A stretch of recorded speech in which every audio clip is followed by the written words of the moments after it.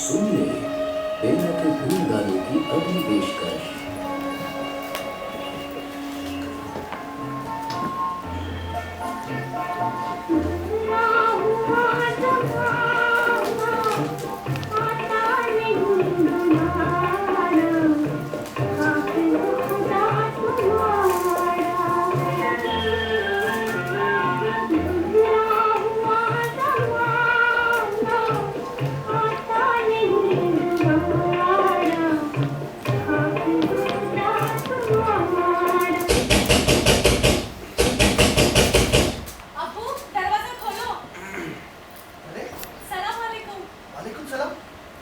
जौनपुर से आने के लिए कोई खबर?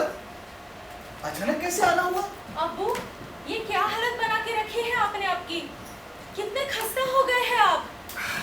ये रहीम भी ना एक काम ढंग का नहीं करता। आने दो उसको, फिर उसकी खबर लेती हूँ। अरे उसे कुछ मत कह, वो अकेला क्या क्या करे। दिन रात मेहनत कर करके वो टेम्पो चला रहा है, मुश्किल से अपनी किस्त चुका पाता है। ड्राइवर भी वही, माल ढोने वाला मजदूर भी वही, और हिसाब रखने वाला भी वही। बचा कुचा वक्त सेठ की दुकान पर झाड़ू पोछा करता है, पर इतना मसरूफ होते हुए भी मेरी अस्पताल की तारीख बराबर याद रखता है, अच्छे से जांच करवाता है। अब वो उसने बताया आपके दिल के ऑपरेशन के बारे में। अब आपका इलाज भी होगा और उसके टेम्पो की किश्त का इंतजाम भी। ये पुराना मॉडल है लेकिन आपके काम में आएगा, ताकि मैं आपकी खबर लेती रहूं हर दिन और आपको मेरे आने की इत्तला भी दे सकूं। पर ये फोन और ये इतने सारे पैसे कहाँ से आए? आप उसकी फिक्र ना करें अब्बू। दुनिया भर का बोझ ढोते ढोते हड्डी पसली एक करके ये पैसे जुटाए हैं मैंने। रात दिन पैर चलाते चलाते कमर टूट जाती है मेरी। तुम ठीक तो हो ना? अब्बू, गारमेंट फैक्ट्री में फिक्स तनख्वाह नहीं मिलती। वहाँ पे पर पीस का हिसाब होता है, जितने ज्यादा नग उतने ज्यादा पैसे। सुई धागा कांच बटन का खेल बहुत दर्दनाक होता है। या अल्लाह, ऐसी नेक साले औलाद नसीब से मिलती है। बेटी कुछ खाया तुमने? घर में सिर्फ चाय शक्कर हो, लबे सड़क एक बावर्ची खाना है, सुबह का नाश्ता, 2 वक्त का खाना, वो 2 प्याली चाय, वही खा पी लेता, और फिर नाई की दुकान में जो काम मिले कर लेता। अब्बू, नुक्कड़ वाले जुम्मन मियाँ के यहाँ से आपके लिए समोसे और पकोड़े लाई हूँ, साथ में गन्ने का रस भी। अब पानी की बोतल है मेरे पास।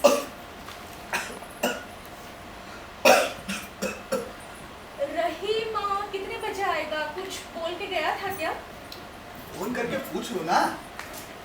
दरअसल वो अब्बू बैलेंस नहीं है ना। अच्छा, मैं ना वो रहीम वो अपना सत्येंद्र जी के यहाँ से होते हुए आती हूँ, उन्हें पक्का पता होगा। बाहर से कुड़ी लगा के जाती हूँ, आप इतनी रात से सो जाना। अच्छा, अब अब्बू से लुका छुपी? हाँ,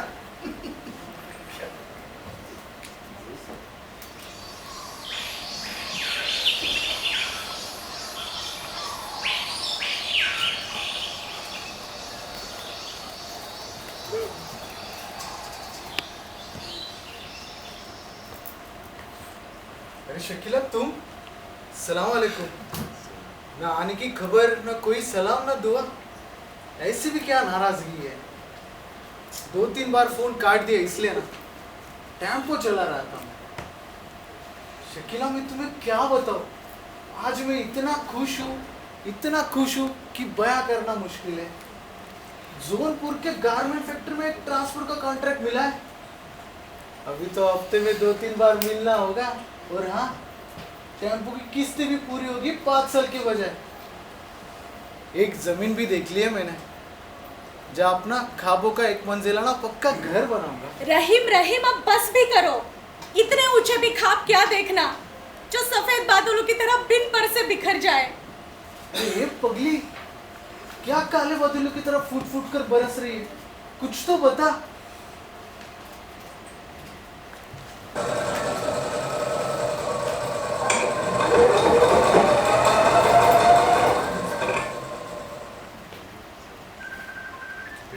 कमाई कर लेगी ओवर टाइम करके।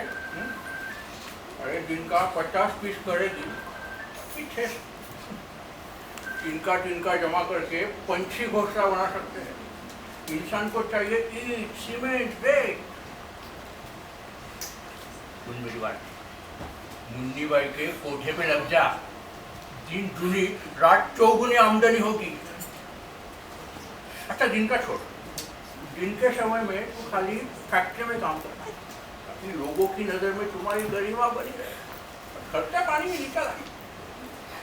रात की कमाई से तुम्हारे वालिद के ऑपरेशन के खर्च की तजवीज होगी। देख ले, जितनी ज्यादा देर करेगी ना, उतनी ही उनके हार्ट अटैक की संभावना बढ़ेगी। एक बार तुम्हारे अब्बू ठीक हो जाए तो तुम तुम्हारी मर्जी की मालिक, करती रहना सिर्फ फैक्ट्री में काम।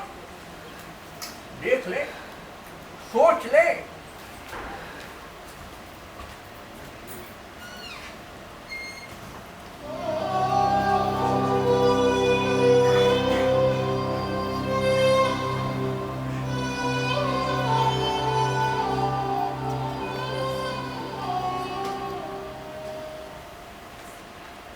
कुछ तो बोलो रहीम, ये सन्नाटा मुझे निगल लेगा।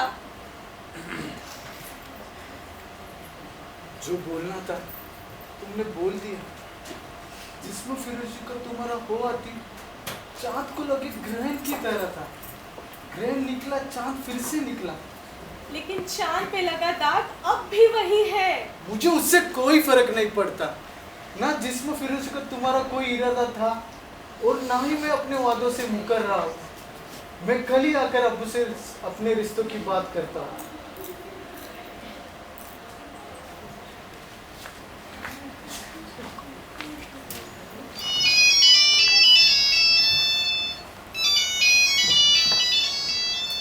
हेलो हेलो, क्या मेरी बात शकीला से हो सकती है? अजी आप कौन बोल रहे हैं? गारमेंट फैक्ट्री का मैनेजर लालची लाला इलायची। 6 दिन की छुट्टी लेकर गई थी, आज 10 दिन हो गए, अभी तक फोन नहीं उठा रही है। अब्बू का ऑपरेशन करना था ऐसा बोल के गई थी। अरे अब वो वापस नहीं आने वाली है। उसने अपने लिए शोहर ढूंढ लिया है और मेरा बाईपास भी जल्द होगा। क्या? वो भी मुझे बाईपास करके? क्या मतलब? आप जानते भी हो इसके पैसे कहाँ से आए? क्या बोल रहे हो?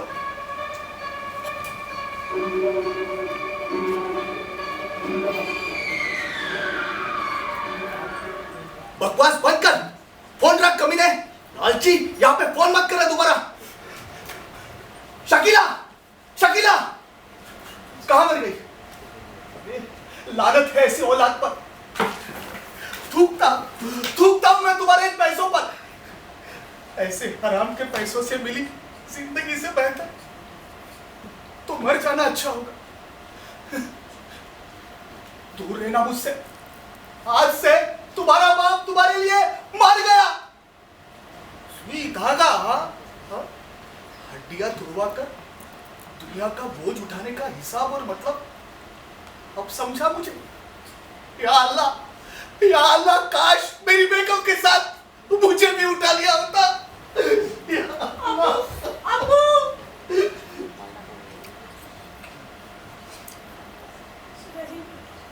इन बदले हुए हालात में अब्बू हमारे निकाह को कतई मंजूरी नहीं देंगे और मैं ऐसा कोई निकाह नहीं करूंगी जिसमें अब्बू की रजामंदी ना हो। और एक बात, ये पैसे अब अब्बू के इलाज के कोई काम के नहीं। वो तुम्हें अपने घर के काम में आ सकते हैं। बस भी करो शकीला, और बोझ मत डालो मुझ पर। बोझ? अगर मेरे पैसों का इतना ही बोझ है तो मुझ पे एक एहसान करना। बोलो, तुम्हारा हर हुक्म सरा कबर है। अब्बू भी कोठे का शौक रखते हैं। मैंने कई बार उनको देखा है वहां पे आते हुए। उस जिस्म फरोशी की मंडी में। उनसे कहना कि मेहरबानी करके 9 नंबर के कोठे पे कभी ना आए, क्योंकि वहां पे उनके बेगम की बेटी की रूह दफन है।